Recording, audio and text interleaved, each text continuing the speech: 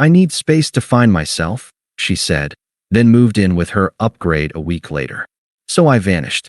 Now she's crying to mutual friends about how he won't commit. Hey viewers, before we move on to the video, please make sure to subscribe to the channel and hit the like button if you want to see more stories like this. Thanks. I just need some space to figure myself out, she said, zipping up her suitcase without looking at me. The words felt rehearsed. I stood in the doorway of my apartment, watching Sarah pack the things she needed for a while. A toothbrush, her favorite hoodie, the necklace I'd given her last Christmas. It's not you, she added, finally meeting my eyes. I swear. I nodded slowly. Okay. It wasn't okay. We'd been together for 3 years.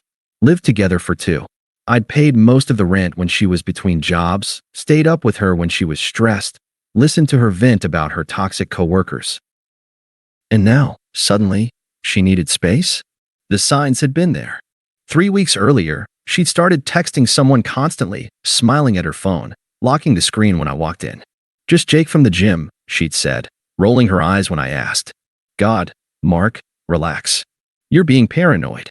Then came the late nights, work drinks, the sudden interest in fitness, just trying something new. The way she'd pull away when I touched her. I'm just tired. I should have pushed harder, but I trusted her. I was an idiot.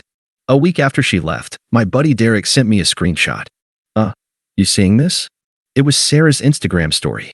A dimly lit restaurant, 2 wine glasses, and a tanned, tattooed arm around her shoulders. The caption, when the upgrade knows how to treat you. 2 arts, I recognized the arm. Jake. Just a friend from the gym. My stomach dropped, but I didn't text her. Didn't call. Just sat there, staring at my phone, waiting for what? An apology? An explanation? Then came the second screenshot. A real estate listing. A 1-bedroom apartment. Signed 2 days before she left me. She hadn't just lied. She'd planned this. I didn't want to do it, but I needed to hear her say it. I drove to her new place, their place, and knocked. She opened the door in his shirt, eyes wide.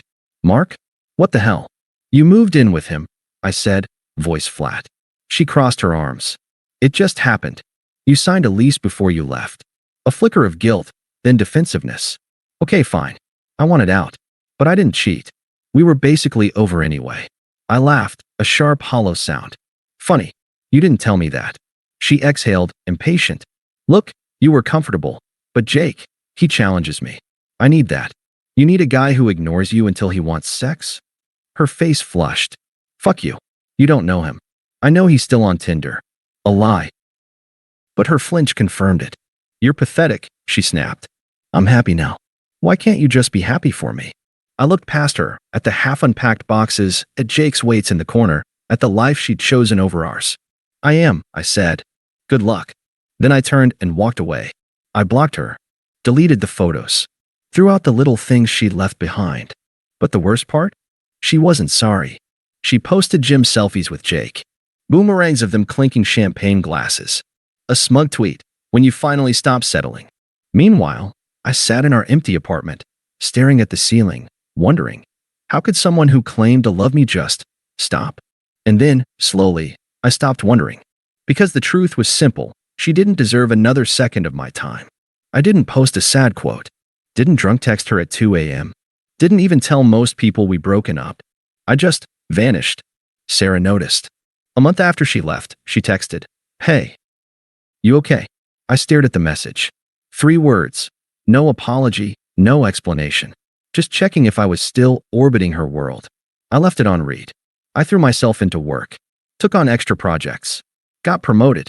I started going to the gym.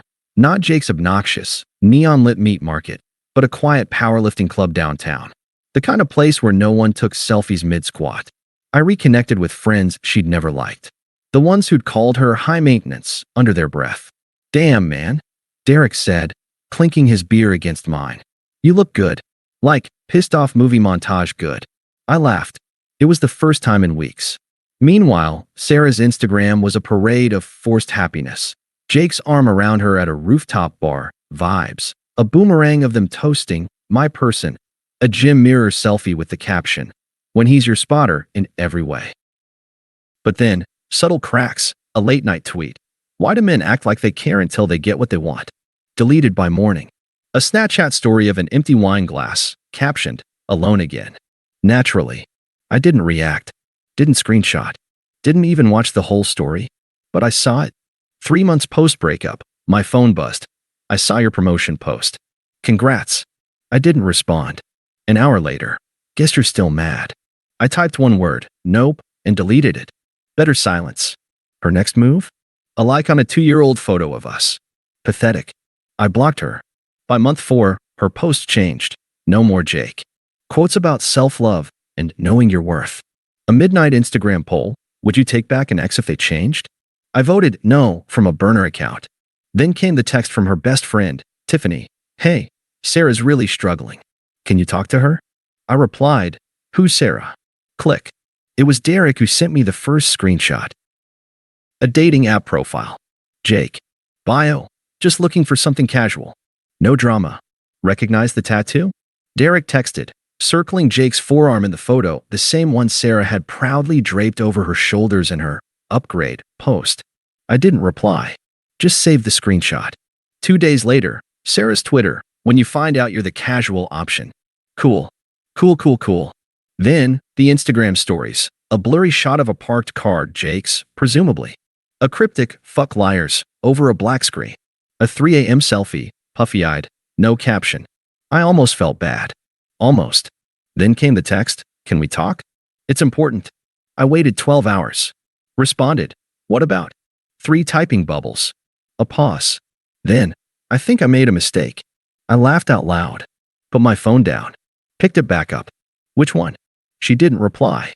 A week later, Tiffany, Sarah's now former best friend, slid into my DMs. "You should know, she's telling everyone Jake gaslit her. Says he love-bombed her, then cheated. Also, she might have exaggerated some stuff about you." I already knew. Sarah had been painting me as controlling to mutual friends, conveniently omitting that I'd been the one paying her phone bill when she'd needed space. But karma's a bitch with receipts. Tiffany sent a voice memo. "Dude," she literally said to me, "I thought Jake would be my forever, but he treated me like Mark treated me." And I was like, wait, I thought Mark was the problem? I didn't respond. Just screenshot Tiffany's message and sent it to Derek with one word. Yikes. Sarah's next move? Showing up at my gym. I was mid-deadlift when I saw her lurking by the water fountain, pretending to text. I racked the bar, wiped my hands, walked right past her. "Mark, please." I turned. "You lost something?" She looked thinner, tired. I need to explain." "Explain what?" "How Jake's just like me. Or how you told everyone I was the villain." Her mouth opened. Closed. I was confused, she whispered.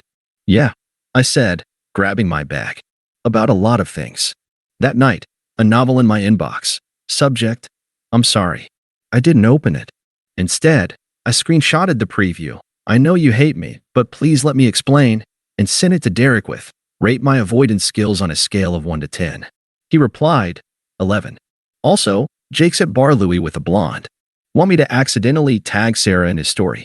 I typed no, then deleted it. Do it. 6 months after Sarah left, we crossed paths at Chris and Dana's wedding.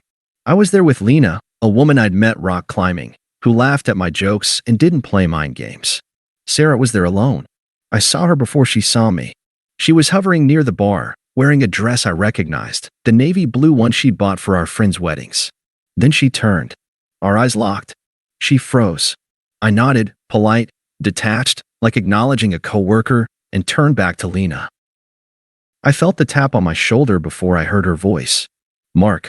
Sarah stood there, clutching her champagne like a life preserver. "You look good." "Thanks," I said. "Not, you too." Lena excused herself. "I'll grab us drinks," leaving us in charged silence. Sarah's eyes darted after her. "So, that's new." 6 months, I said. A flinch. "You moved on fast." "Funny," I said. "I was just thinking the same thing about you." Her face flushed. "I heard about your promotion," she said quickly. "That's amazing." "Yep. And you're happy?" I looked past her, to where Lena was laughing with the bartender. "Very." Sarah followed my gaze. Swallowed. "Look, I know things ended badly. They ended how you wanted them to," I corrected. "I was confused," she insisted.